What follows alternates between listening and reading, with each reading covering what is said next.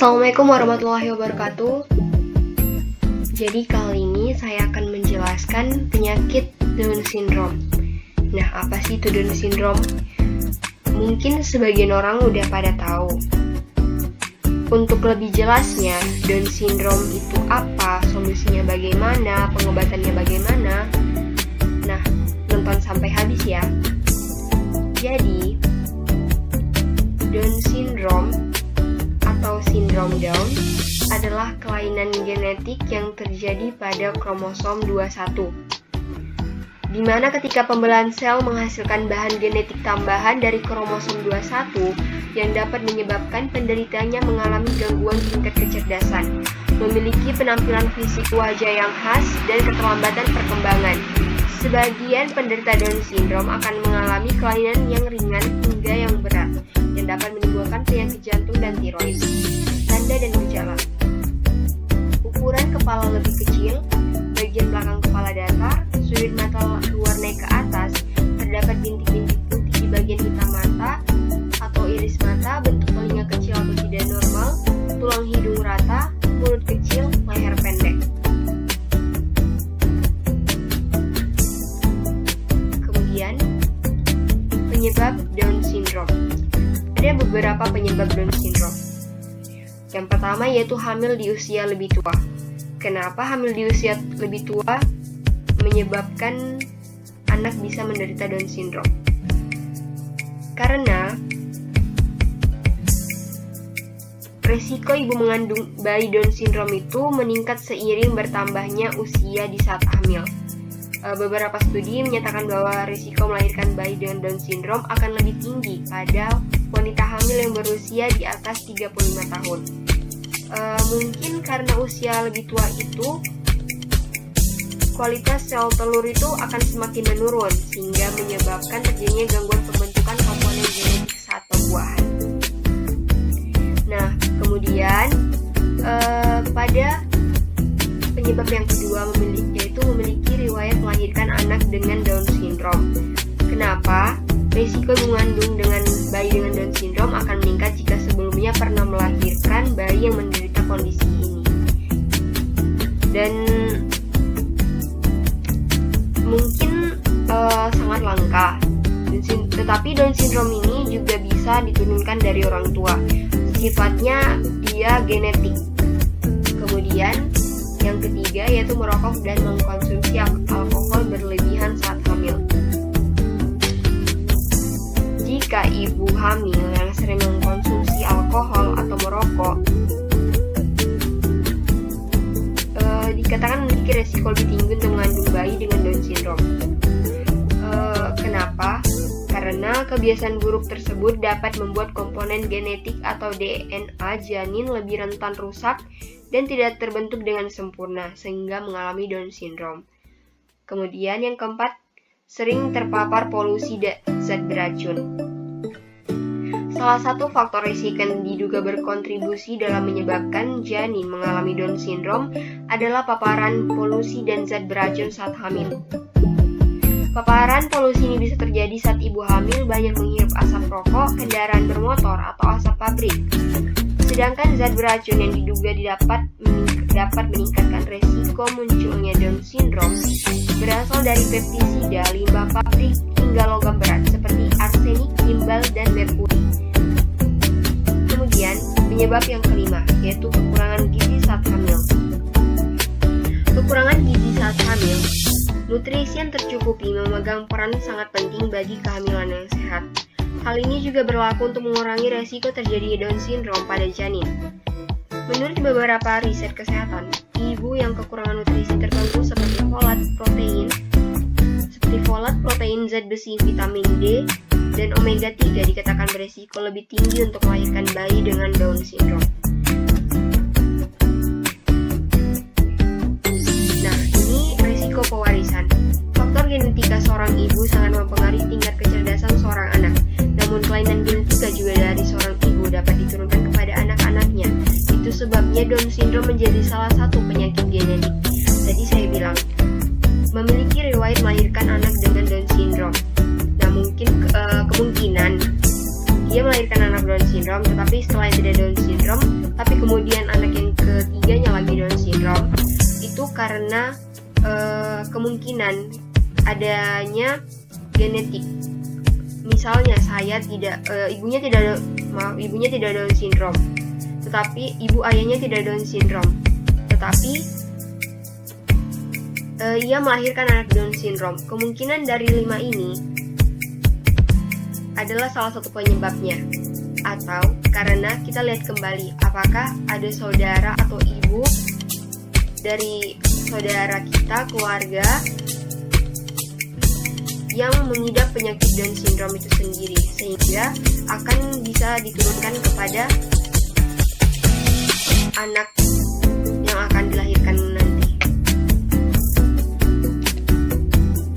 Nah, kemudian ini juga menjadi penyebab Down syndrome. Down syndrome terjadi ketika ada salah satu salinan ekstra dari kromosom nomor 21. Kromosom atau struktur pembentuk gen normalnya berpasangan dan diturunkan dari masing-masing orang tua. Ada beberapa faktor yang berisiko menimbulkan salinan ekstra pada kromosom 21. Antara lain, ibu sudah cukup berumur saat hamil atau memiliki penderita Down syndrome lain dalam keluarga. Tadi sudah saya jelaskan sebelumnya. Umumnya kan kromosom itu berpasang-pasangan, tetapi pada kromosom 21 terjadi salinan yang lebih atau berpasangan maksudnya 2, karena ada salinan kromosom yang lebih, yaitu menyebabkan menjadi 3, sehingga kromosom 21 terjadi kerusakan.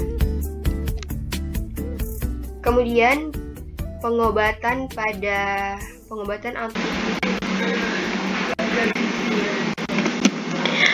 kemudian ada pengobatan atau solusi pada anak dengan Down syndrome. Nah, di sini ada beberapa solusinya, yaitu yang pertama dengan melakukan fisioterapi, di mana anak dengan Down syndrome akan mengalami fungsi motorik atau gerakan fungsi motorik sensorik yang terganggu, yaitu di mana kekuatan ototnya menurun, postur dan keseimbangannya terganggu.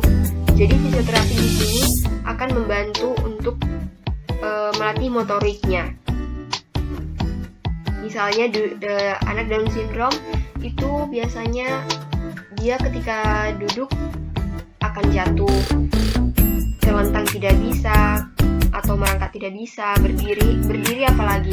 Nah, jadi fisioterapi membantu untuk melatih kekuatan ototnya dan juga merangsang sensoriknya.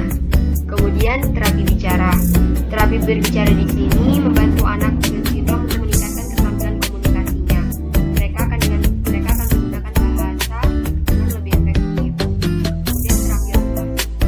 Terapi ini membantu anak Down syndrome menyesuaikan kegiatan sehari-hari agar sesuai dengan kebutuhan dan kemampuannya. Jadi menyesuaikan kegiatan sehari-harinya.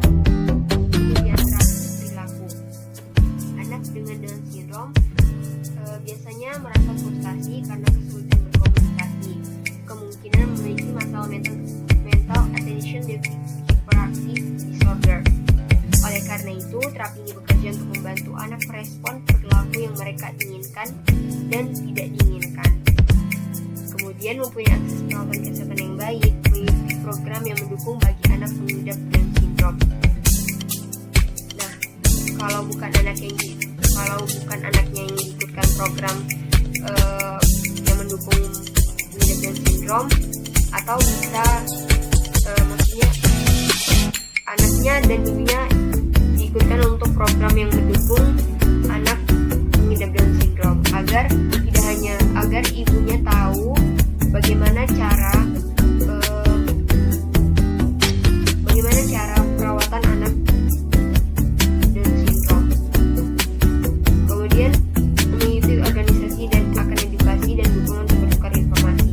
Jadi di dalamnya itu anak-anak Down syndrome akan dikumpulkan dan di dalamnya ada misalnya guru atau pelatihnya, sehingga bisa bertukar informasi.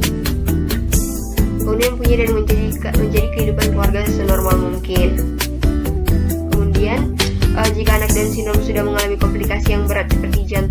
tiroid, solusinya itu rutin melakukan pemeriksaan atau pengobatan dengan dokter yang berkaitan atau dengan dokter yang berkaitan atau penyakit yang berkaitan dengan penyakit tersebut. Nah, kemudian sarannya nah di sini sarannya, perlakukanlah anak dengan Down syndrome layaknya anak normal lain.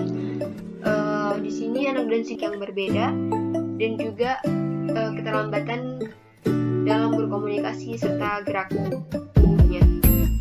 Jadi tidak sepantasnya kita mendiskriminasi anak dengan Down syndrome.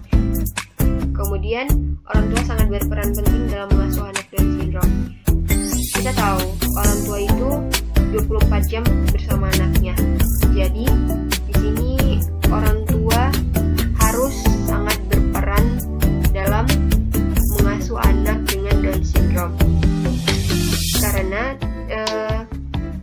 misalnya walaupun dia dibawa ke tempat terapi, tetapi anak dengan Down syndrome ini harus tetap kita latih di rumah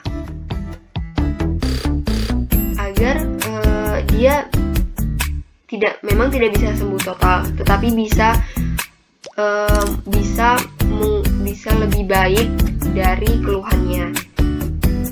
Maksudnya anaknya tidak dapat berkomunikasi dengan baik. Peran orang tua itu bisa mengajak anaknya berbicara, bisa melatih anaknya dengan gerakan-gerakan yang ringan, supaya anaknya tidak hanya di tempat terapi saja bisa dilatih, tetapi di rumah juga bisa dilatih. Jadi peran orang tua itu sangat penting. Kemudian ketika hamil jangan mengkonsumsi alkohol dan rokok. Nah, maksudnya di sini tadi kan pada slide pertama saya jelaskan bahwa alkohol dan rokok itu sangat berpengaruh karena akan memperburuk komponen genetik atau DNA janin sehingga lebih rentan rusak dan tidak terbentuk dengan sempurna.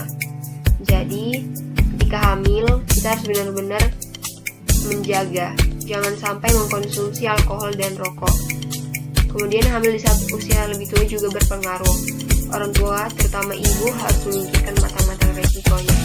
Jadi sebagai seorang ibu, kita memikirkan kembali ketika usia kita 35 tahun sampai 35 tahun ke atas untuk memiliki anak kembali.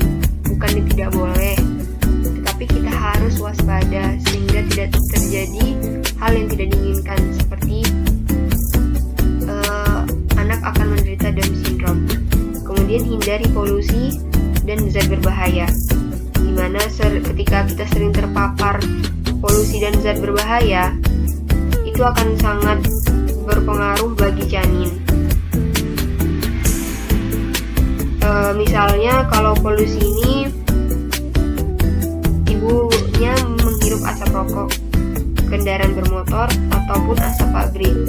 Kemudian zat yang berbahaya yaitu dari pestisida, limbah pabrik hingga logam berat seperti arsenik, timbal dan merkuri. Itu benar-benar harus kita hindari. Jangan sampai janin dalam kandungan itu terganggu karena